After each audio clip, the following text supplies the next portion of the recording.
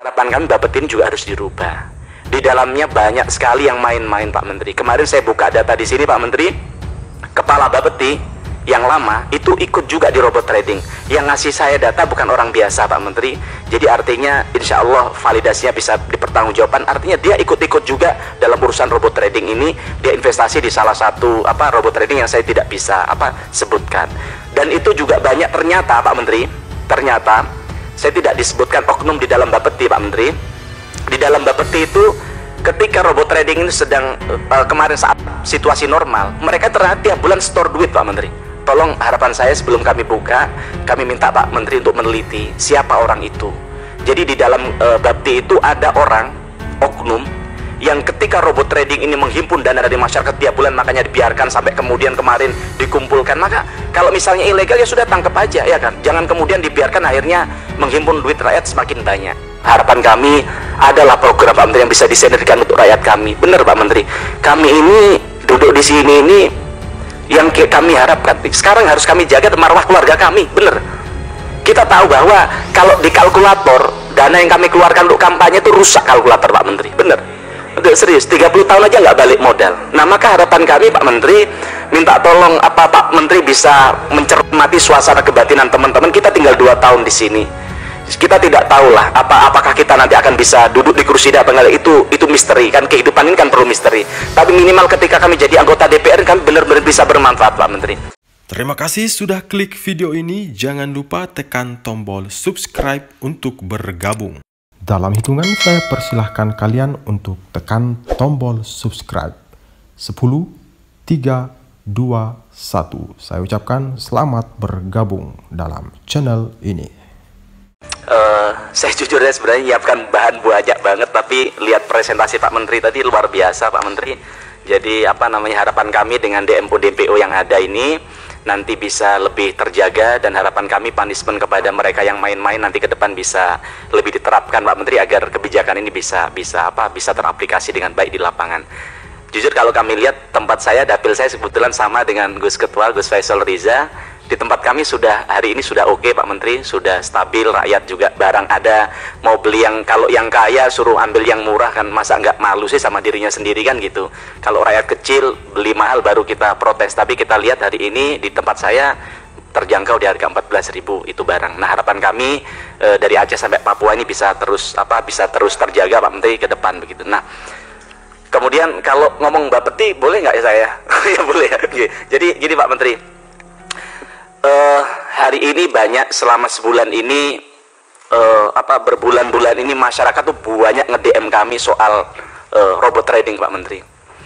Jadi kami lihat Bapeti, saya awalnya juga tidak aware soal Bapeti. Saya minta maaf sama rakyat yang karena mungkin kelalaian saya juga ya kan, tidak tahu bahwa Bapeti ternyata di bawah pengawasan kami di Komisi 6 begitu. Ternyata di dalamnya Bapeti di bawah Kementerian Perdagangan, yang artinya di bawah tanggung jawab Pak Menteri begitu Pak Menteri ya. Tapi ternyata dalam bulan-bulan ini banyak sekali rakyat kita yang sampai pernah hang HP saya Pak Menteri. Dia ini bukan hanya nge-DM, bukan hanya nge-WA, kadang datang bahkan ke ibu saya lagi sakit didatengin, minta tolong soal urusan robot trading ini. Artinya apa? Seperti kami sampaikan saat rapat dengan Kepala Bapeti kemarin, artinya ada kebutuhan komunikasi antara rakyat dengan Bapeti. Maka harapan kami, saya bilang kemarin Kepala Bapeti yang baru untuk dibikin, Bapak janji PLT ya Pak, PLT untuk dibuat segera call center atau dibuat onset, ada yang orang bisa datang di mana tempatnya harus ada untuk bagaimana ada ruang untuk mereka untuk menyampaikan aspirasinya. Saya tidak tahu betul atau salah, tapi intinya harus didengarkan dulu suara rakyat kita ini. Tapi kalau kita lihat Pak Menteri, banyak sekali rakyat kita sebenarnya bukan hanya orang biasa loh Pak Menteri. Kemarin ketika mereka datang ke sini rata-rata secara ini mereka orang kelas menengah ke atas, ada dokter, ada profesor, ada kemudian jenderal bintang 2 ada terkena soal ini. Jadi maksud kami apa? Harapan kami ke depan Bapeti ini kalau kita lihat gagap terhadap teknologi informasi, gagap terhadap perubahan zaman. Kita tahu bahwa setiap hari kehidupan terus berubah.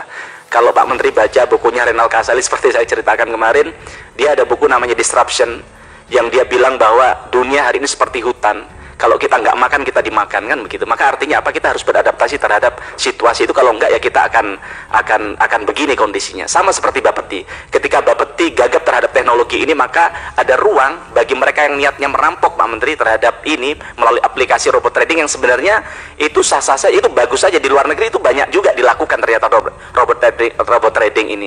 Tapi karena di sini ada kekosongan ruang terhadap itu, sehingga mereka menggunakannya untuk bagaimana menipu rakyat melalui ini. Nah, sekarang kan ini nasi sudah jadi bubur. Maka harapan kami minta kepada Pak Menteri, tolong nanti dijawab benar Pak Menteri, ditunggu sama kawan kami, sama rakyat kita, apa bisa dibantu oleh Kementerian Perdagangan agar duitnya mereka itu bisa balik minimal Pak Menteri. DNA Pro kami lihat duitnya masih ada tuh beberapa, minimal kembalikan saja seperti yang ada kemarin katanya Bu Evita di Singapura itu ada opsi bagi mereka yang belum pernah menikmati kehasilan itu diprioritaskan. Nah, harapan kami, karena ini banyak sekali juga bukan hanya orang kelas menengah, orang-orang bawah, pedagang. Kemarin saya lagi naik pesawat di bandara, disapa sama orang, meluk-meluk kita, loh saya gak enak juga kan. Ternyata dia ini korban robot trading. Dia bilang bahwa nangis sama kita, minta bantuannya Pak Mufti, kita ini duit gak seberapa, mungkin buat Pak Mufti 15 juta, tapi ini semua gaji saya selama berbulan-bulan untuk saya. Jadi artinya banyak sekali orang jadi korban. Maka harapan kami Pak Menteri, bukan hanya ditutup karena nggak akan jadi solusi juga, bukan hanya mereka diantarkan ke penegak hukum, tapi bagaimana diperjuangkan agar duitnya rakyat ini bisa balik. Yang kedua Pak Menteri, harapan kami Bapeti ini juga harus dirubah. Di dalamnya banyak sekali yang main-main Pak Menteri. Kemarin saya buka data di sini Pak Menteri, kepala Bapeti yang lama itu ikut juga di robot trading. Yang ngasih saya data bukan orang biasa Pak Menteri. Jadi artinya insya Allah validasinya bisa dipertanggungjawabkan. Artinya dia ikut-ikut juga dalam urusan robot trading ini. Dia investasi di salah satu robot trading yang saya tidak bisa sebutkan. Dan itu juga banyak ternyata Pak Menteri. Ternyata saya tidak disebutkan oknum di dalam Bapeti Pak Menteri. Di dalam Bapeti itu ketika robot trading ini sedang kemarin saat situasi normal, mereka ternyata tiap bulan store duit Pak Menteri. Tolong harapan saya sebelum kami buka, kami minta Pak Menteri untuk meneliti siapa orang itu. Jadi di dalam Bapeti itu ada orang oknum yang ketika robot trading ini menghimpun dana dari masyarakat tiap bulan, makanya dibiarkan sampai kemudian kemarin dikumpulkan. Maka kalau misalnya ilegal ya sudah tangkap aja ya kan. Jangan kemudian dibiarkan akhirnya menghimpun duit rakyat semakin banyak. Nah, yang ternyata kami diskusi sama salah satu, kan kita tidak mungkin dengarkan dari rakyat terus. Maka ketika saya ajak ketemu kuasa hukum dari robot trading ini. Setelah saya ajak ketemu, mereka cerita sama kita, mereka tiap bulan tuh store dan duitnya tidak kecil yang di store. Dan ini harapan kami Pak Menteri bisa perbaiki di dalamnya. Kami tidak menyaksikan. Kenapa Pak Menteri? Ke orang oknum di Bapeti. Saya minta Pak Menteri untuk dalamin itu. Saya tidak menyaksikan saya tanya kemarin Pak PLT punya background enggak di Bapeti ini. Maka katanya beliau tidak punya, beliau sebelumnya tidak. Saya tidak menyaksikan itu, tapi harapan kami Bapak bisa merekrut orang-orang yang kredibel, yang qualified untuk bagaimana mereka bisa tidak gagap terhadap teknologi hari ini yang semakin hari memang semakin tidak mudah untuk dihadapi. Nah itu Pak Menteri, saya mohon perhatian khusus. Kami nanti minta dijelaskan apa langkah yang akan Pak Menteri soal perjuangan. Ini bukan hanya DNA Pro, bukan hanya ATG, ada Net 89, ada kemudian Fahrenheit, yang ini duitnya tidak kecil Pak Menteri. Dan ini skandal besar yang menurut kami ini perlu diperhatikan, karena rakyat ini tiap hari kayak seperti neror. Tapi nggak apa-apa, saya senang karena ini adalah bagian dari mereka untuk bagaimana menyampaikan aspirasi kepada kita. Terus saya mohon izin untuk menyampaikan sedikit, nggak apa-apa ya soal bicara anggaran dikit Gus. Nah di halaman 3 ya kan, ini saya lihat pada bulan 2 Juni 2022 terserap baru 26,68% ya kan, dari total pagu anggaran yaitu 2,3 triliun. Artinya selama ini belum terserap optimal Pak Menteri. Jadi yang paling bagus saja, kita nggak ngomong yang paling bagus saja, paling sampai akhir tahun hanya 1,5 triliun terserap.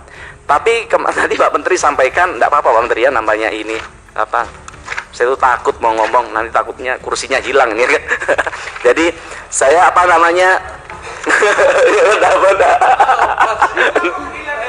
apa-apa ya kan. Bukan Pak. Kenapa? Nah, jadi sedangkan Pak Menteri tadi sampaikan bahwa Bapak perlu tambahan anggaran di tahun 2023. Maka harapan kami Pak Menteri, harapan kami dioptimalkan dulu yang ada untuk bagaimana agar dana ini tidak tidak terbengkalai begitu, agar bagaimana manfaatnya untuk rakyat bisa lebih besar. Terus kemudian Pak Menteri, saya ingin ngajak Pak Menteri bicara dari hati ke hati. Saya ini jadi DPR sudah tahun ketiga loh Pak Menteri di sini ya kan. Saya malu kadang, bener ini, maaf ya. Saya malu harus WA Pak siapa Pak Yoga, saya udah nggak pernah lagi WA Pak karena nggak ada manfaat, nggak konkret juga ya kan.